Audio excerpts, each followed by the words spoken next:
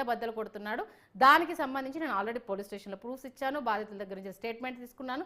ఇలాంటివన్నీ ఉన్నాయి. చాలామంది ఈ ఎపిసోడ్ రాకముందే అమ్మాయిలు కూడా నా దగ్గరకు వచ్చారు.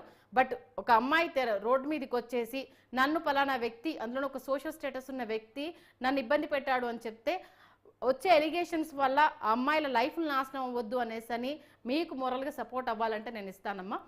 బయటికి రమ్మంటే మాత్రం కొంచెం ఆలోచించండి అంటూ కూడా తనే వెనక్కి లాగాను అన్న విషయాన్ని కూడా చాలా క్లియర్గా చెప్పాడు. దీంతో పాటు రాబోయే రోజుల్లో హర్ష సాయి డర్టీ పిక్చర్ ఏంటి అనేది, అంటే హవాలా మనీ కావచ్చు, డ్రెస్కి సంబంధించి కావచ్చు, సినిమా ఇండస్ట్రీకి సంబంధించి తను సినిమా తీస్తున్న నేపథ్యంలో కొన్ని జరిగిన అవకాశాలు కావచ్చు, అలాగే బెట్టింగ్ యాప్లో మోసపోయిన వాళ్ళు కావచ్చు, ఇది సోషల్ మీడియా వేదికగా తను సంపాదించుకున్నది కావచ్చు, మొత్తం ఆ డర్టీ పిక్చర్ అంతా తీగలాగితే డొంక కదిలినట్టుగా దీని నుంచి అయితే మొత్తం వస్తుంది అంటూ కూడా సామ్రాట్ గారు అయితే చాలా క్లియర్ కట్గా కుండబద్దలు కొట్టినట్టు చెప్తున్నారు. ఓవరాల్గా పెళ్లి చేసుకుంటానని నమ్మించి హర్ష సాయి మోసం చేశాడు అంటూ ఆ యువత అయితే నార్సింగ్ పోలీసులకు అయితే ఫిర్యాదు చేసింది. దీంతో పోలీసులు అతని పైన అయితే కేసు నమోదు చేశారు. బాధితురాల నుంచి అయితే ఇప్పటికీ కొన్ని ఆధారాలు కూడా సేకరించడం జరిగింది. హర్ష సాయి నుంచి, అతని ఫాలోవర్స్ నుంచి తనకు ప్రాణహాని ఉందంటూ కూడా ఆ బాధితురాలు చెప్పడం జరిగింది. పెళ్లి చేసుకుంటానని నమ్మించి అటు సినిమాకు సంబంధించి 2 కోట్లు తీసుకున్నాడని ఫిర్యాదులో పేర్కొంది. దీంతో పాటు అంటే హర్ష సాయి వర్షన్ ఏంటంటే కాపీరైట్స్ ఇవ్వలేదు, ఆ కాపీరైట్స్ దాన్ని పెట్టేసుకొని ఆవిడ నన్ను బ్లాక్మెయిల్ చేస్తుందని తను అంటున్నారు. ఒక్క సెకండ్, ఎవరున్నారు లైవ్లో సంబంధించి మా స్పెషల్ కరెస్పాండెంట్ పవన్ మనకి న్యూస్ రూమ్ నుంచి లైవ్లో అందుబాటులో ఉన్నారు. పవన్,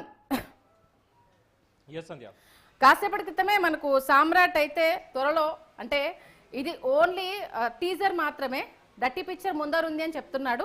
ముందుగా ఆ యువతి ఫిర్యాదు చేసిన అంశానికి సంబంధించి అంటే ఏ సెక్షన్ల కింద పోలీసులు కేసులు నమోదు చేశారు, ఆ అమ్మాయి ఏం చెప్పిందన్న విషయాన్ని ఒక్కసారి తెలియజేయండి.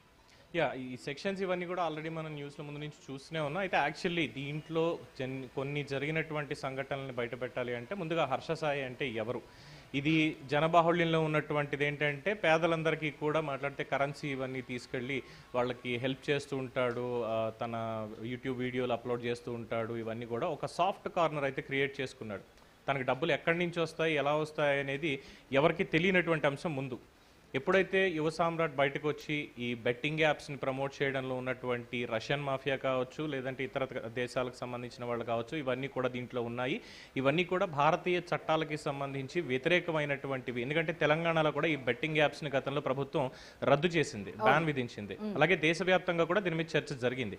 సో ఇవన్నీ లింక్స్ అంటే ఎవరో ఒకళ్ళు బయటికి తీయాలి కాబట్టి ఆ ఎంతూజియాజం తోటి యువ సామ్రాట్ లాంటి వాళ్ళు బయటికి తీసుకురావడం ఇదంతా చేశారు.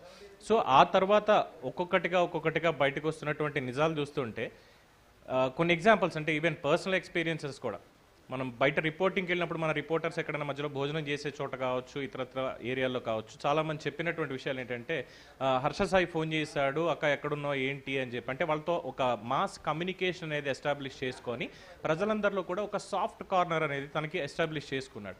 సో దాన్ని ఎలిబిగా పెట్టుకొని తను ఏం చేసినా జరిగిపోతుంది, పర్వాలేదు అనేటువంటి ఒక కోణంలో ఇన్నాళ్ళు ఆలోచించి ఈ రోజు మొత్తానికి ఎక్స్పోజ్ అయ్యాడు. అయితే ఈ కేసు ఎవరైతే నటి కేసు పెట్టిందో, సినిమాకి సంబంధించి ప్రొడ్యూస్ చేసి 2 కోట్ల రూపాయలు తనే మొత్తం ఇన్వెస్ట్ చేసి ఇదంతా చేసిందో, దీంట్లో సినిమా ఇండస్ట్రీ పరంగా వినిపిస్తున్నటువంటి కొన్ని వార్తలు ఏంటి అంటే మొత్తం అంతా కూడా ఈ అమౌంట్ ఆ అమ్మాయి పెట్టింది కాదు అని, హర్ష సాయి తన తండ్రి వీళ్ళిద్దరే వాళ్ళ బ్లాక్ మనీని తన ద్వారా ప్రొడ్యూస్ చేయించి ఆ అమ్మాయిని ముందుకు తీసుకొచ్చి ఈ సంతకాలు పెట్టించుకొని సినిమాకి సంబంధించినటువంటి హక్కులు అవన్నీ కూడా రైట్స్ అన్ని కూడా రాయించుకునేటువంటి క్రమంలో అవి రాయించుకుంటే అది వైట్ అయిపోతుంది, మనం సేఫ్ అవుతాం అనేటువంటి ఒక కోణంలో ఆలోచించి చేశారు అని.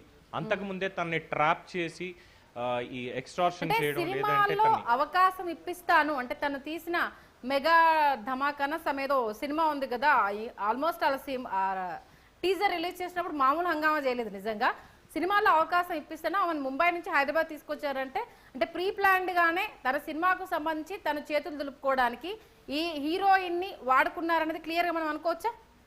100% అయితే ఇక్కడ అందరూ అనుకునే కోణం కాదు, దీని వెనకాల ఇంకొకటి ఉంది. తను ఏదో హర్ష సాయి తనకి సినిమాల్లో అవకాశాలు ఇప్పించేస్తాడు అనేది అయితే డెఫినెట్గా అబద్ధం. ఎందుకంటే అప్పటికే తను ఒక ఎస్టాబ్లిష్డ్ మోడల్ కింద వర్క్ చేస్తోంది. అలాగే కొన్ని ప్రొడక్షన్ కంపెనీస్, చిన్న చిన్న ప్రొడక్షన్ కంపెనీస్ వీటితోటి అసోసియేట్ అయ్యి అనేక సినిమాలు రిలీజ్కి ప్రొడ్యూస్ చేయడం కావచ్చు, ఇతరత్ర ఈ కార్యక్రమాలు కూడా తను చేసింది. అలాగే తెలుగులో ఒక ప్రముఖ రియాలిటీ షోలో కూడా తను పార్టిసిపేట్ చేసింది. తనకు ఆ ఫేమ్ అనేది ఉంది. సో తనకి ఇండస్ట్రీలో అవకాశాలు ఇప్పించేంత స్థాయి అయితే హర్ష సాయికి డెఫినెట్గా లేదు.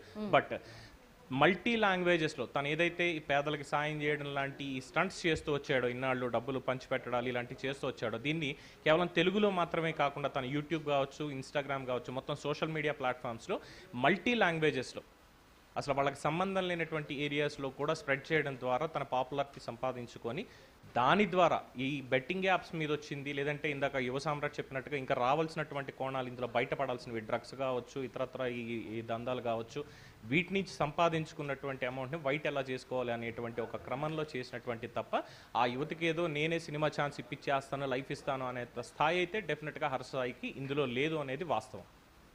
ఓకే, దాంతో పాటుగా